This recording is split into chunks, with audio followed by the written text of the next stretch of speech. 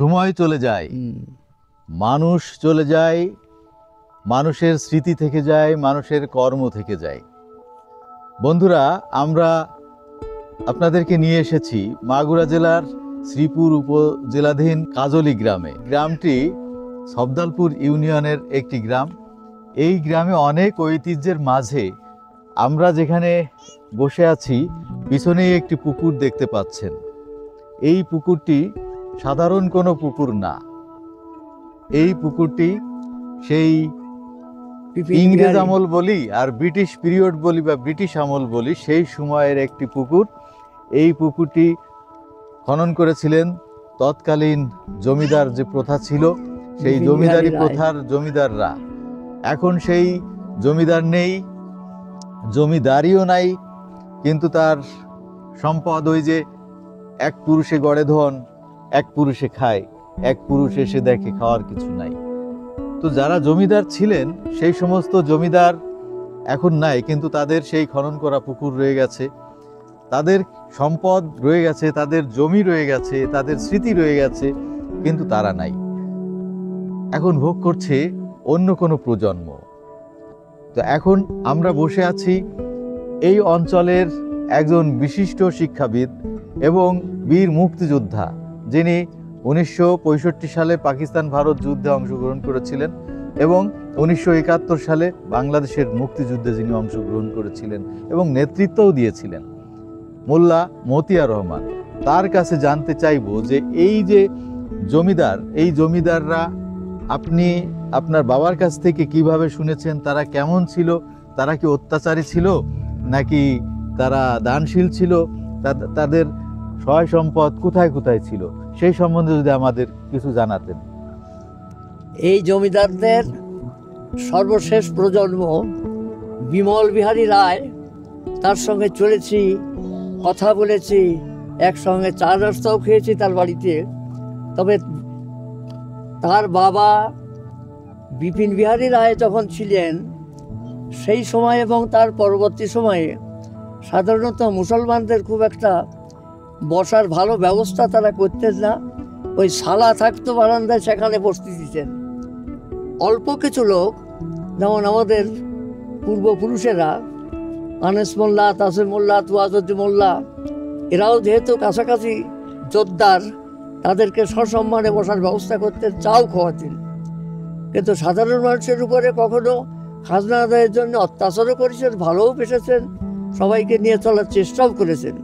এদের অনেক জায়গা জমি ছিল। এরা খুব বিলাসী ফ্যামিলি ছিলেন। এদের বাড়িতে নিয়মিত যাত্রা গান হতো, লাঠি খেলা হতো। এরা সব কিছুর উদ্যোক্তাও ছিলেন এবং খেলোয়াড়দের ভালো ভালো পুরস্কারও দিতেন। এখানে আমি নিজেও যাত্রা গান গেয়েছি। এখানে শাহাদতুল্লাহ সাহেবের একটা কৃষ্ণযাত্রার দল ছিল, এখানে নিয়মিত গান হতো। তো সার্বিকভাবে কাজলি গ্রামটা ঐতিহ্যবাহী গ্রাম। এখানে নৌকোবাজ, ঘোড়দৌড়, ছাগল দৌড়, অনেক কিছু হতো। আমি সেই গ্রামেরই একজন মানুষ, অনেক কিছু দেখেছি, ভালো লেগেছে।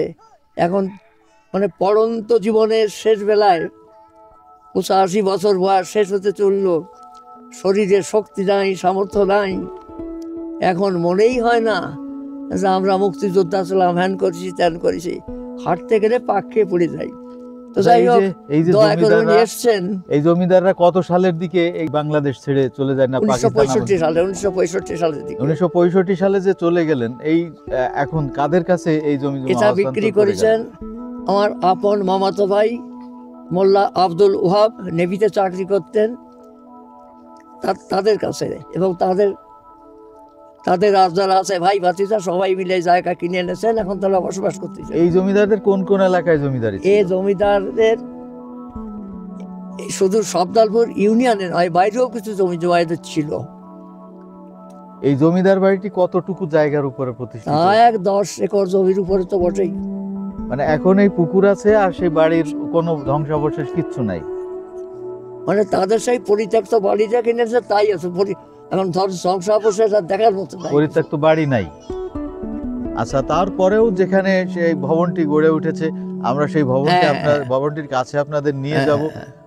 বর্তমানে এই যে মোল্লা মতিয়ার রহমান, তিনি জানালেন যে তার মামাতো ভাই আব্দুল ওহাব, মোল্লা আব্দুল ওহাব, তিনি কিনেছেন। এবং তার ওখানেই যে বাড়িটি ছিল শনাক্ত করার জন্য, যে জমিদার বাড়ি ছিল সেটা দেখানোর জন্য আপনাদেরকে সেই বাড়িতে এখন নিয়ে যাচ্ছি।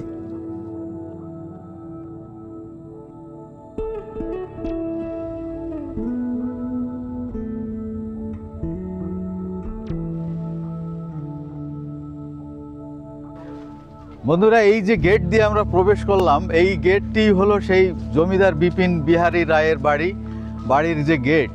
এই গেটটি বর্তমানে জমিদার বাড়ির গেট না হলেও আমরা জমিদার বাড়ি ধরে নিচ্ছি, কারণ তার অন্য একটি প্রজন্ম এখানে এসে বসবাস করছেন, কিন্তু জমিদার বাড়িতেই বসবাস করছেন। সুতরাং জমিদারদের ছোঁয়া তো আছেই, নাকি বলেন ভাই?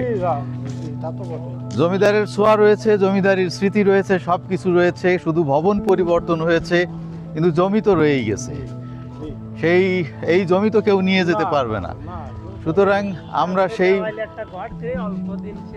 সেই ভিটেতে আসছি, মানে অল্প কিছুদিন ভাঙা গেছে।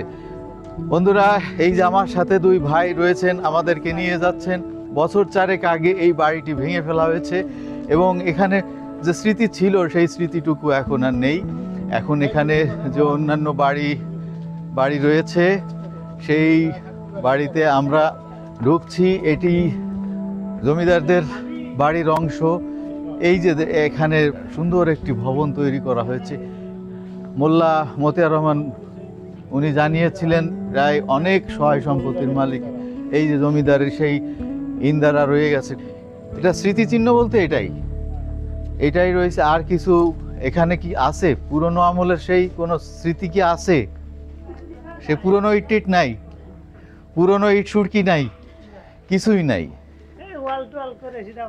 সব ভাঙা পড়ে গেছে। জানাচ্ছেন এই পাশে আর কোনো, সব উনাদের ছিল।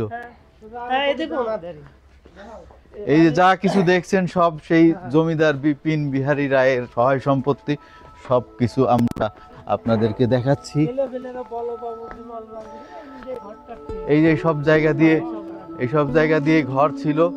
এখানেই এই জমিদারদের জমিদারি ছিল, এখানে যাত্রা পালা হতো, এখানে লাঠি খেলা হতো, আমরা আগেই জেনেছি। সেই বাড়িতে এখন আমরা ঘুরছি, আপনাদেরকে ঘুরিয়ে ঘুরিয়ে দেখাচ্ছি। জমিদারের স্মৃতি, সেই ইট পাথর, ইট সুরকি কিছুই নাই। এই দেওয়ালের ঘর ছিল এখানে, টালির ঘর ছিল এখানে। এখন আর কিছুই নেই। আমরা যে পথে এসেছিলাম, এই যে বাড়ি এই যা কিছু দেখছেন, এই জমিদার বিপিন রায়ের বাড়ি এবং তার ছেলে বিমল রায় 1965 সালে মোল্লা নেবি ওয়াহাব তার কাছে বিক্রি করে গেছেন। এখন তারাই এখানে বসবাস করছেন।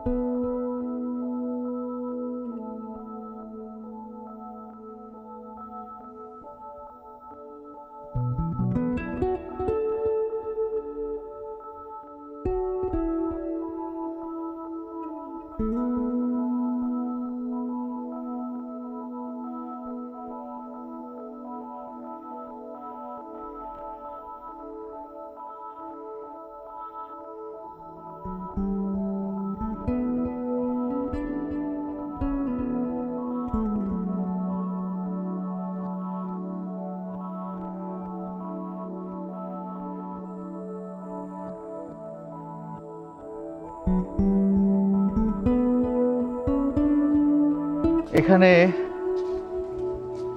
আর কিছুই নেই, জমিদারের স্মৃতি নেই, আপনাদেরকে শুধু জানাতে পারলাম যে একটা পুকুর দেখাতে পারলাম এবং জমিদারের কাহিনী জানাতে পারলাম, কিন্তু কোনো নিদর্শন আমরা দেখাতে পারলাম না।